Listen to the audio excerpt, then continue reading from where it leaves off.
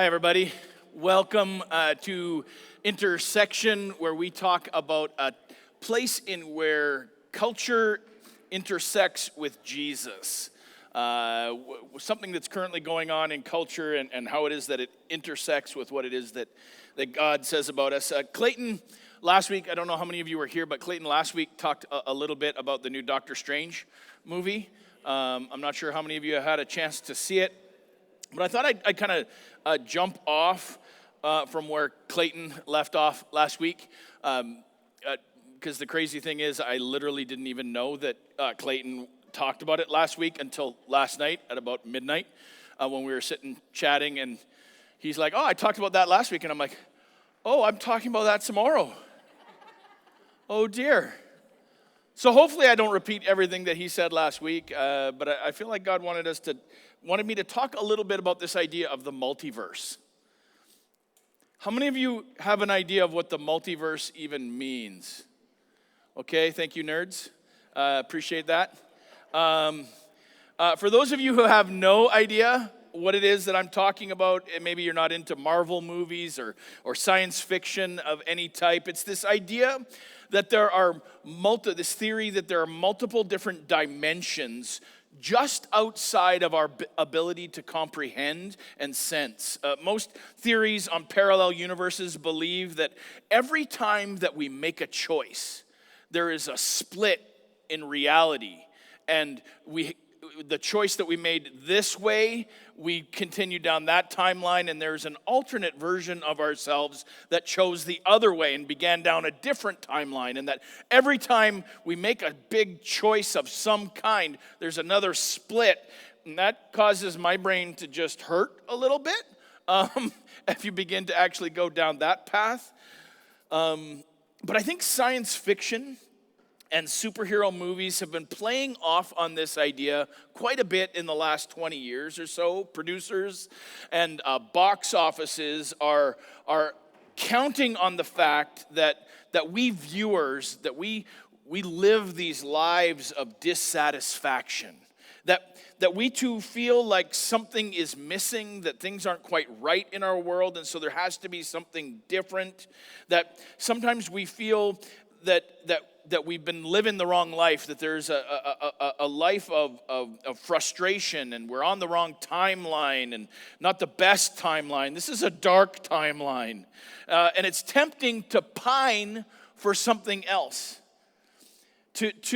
How many of you have ever gone, "Oh, I wish I could go back in time and relitigate that argument, re-argue the points. They didn't get to hear about this thing that I really wish they could have heard." Anybody wish they could go back in time? Or anybody wish they could go back in time and make a different choice than a choice that you made that had some consequences that you wish they didn't have? It's tempting to dream about what if or what had or a better life, to disconnect from the pain of our current reality and get lost in the fantasy of a better universe, one where the poor and the meek and the peacemakers really are blessed. My theory is that most unbelievers in Jesus are pining for something more of the spiritual realm that really is just outside of our grasp sometime, and we have moments and glimpses into this spiritual realm that is all around us, that we just have a sense that there is this other dimension, but it's just out of our ability to grasp it at times. Now, our faith teaches us to long for a better world, to call it heaven or call it the brightest timeline, call it the kingdom of God. But that longing, that dreaming, that hoping shouldn't pacify us to just kind of be in the now hoping for the future, but instead it should inspire us to bring about the good that we desire in the here and now. See, the gap between our reality and our longings help us discern the work that we're called to do. I'm going to say that again. It's up on the screen there. The gap between our reality and the longings, the things that are inside of our heart of what it is that we believe should be, helps us discern the work that we are called to do. Moses didn't come to earth and get directions from God and go to the enslaved Israelites that God had heard their cries of suffering as slaves and sent him to promise that if they were good and civil and obedient, they would one day go to heaven when they died. That's not what it is that Moses brought. Moses instead stood before Pharaoh and said, "Let my people go." Deborah didn't tell Barak to lay down his arms and make nice with Sisera and the Canaanites. Instead, she led the battle for liberation. Jesus wasn't crucified because he convinced his followers to go with the flow and wait for the afterlife. No, through his stories and his actions, he flipped the Roman rule upside down and broke down the religious collaboration between Rome and the Jews and flipped it on its head. He challenged us to live like he did in a way that brings the other dimension that is just outside of our reach, that brings heaven, that brings the kingdom of God to earth now. Maybe that is why we never give up. Though our bodies are dying, our spirits are being renewed every day, for our present troubles are small and won't last very long.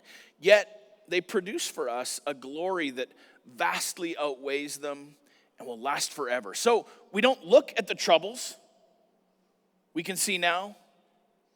Rather, as it says there in 2 Corinthians, we fix our gaze on things that cannot be seen. For the things that we see now will soon be gone, but the things we cannot see will last forever. Maybe there is another dimension that we should be focusing on. Jesus, and here Paul, offered a compelling picture of a different world and a vision that invited people to focus on an alternative life, one that refused to be enslaved by an empire, one that refused to be content in the discontent. Perhaps like Stephen Strange or like Peter Parker or like Spock, if you're going to that ultimate Trekkie. Any other Trekkies out there? Just me. Okay, fellow loser, thank you.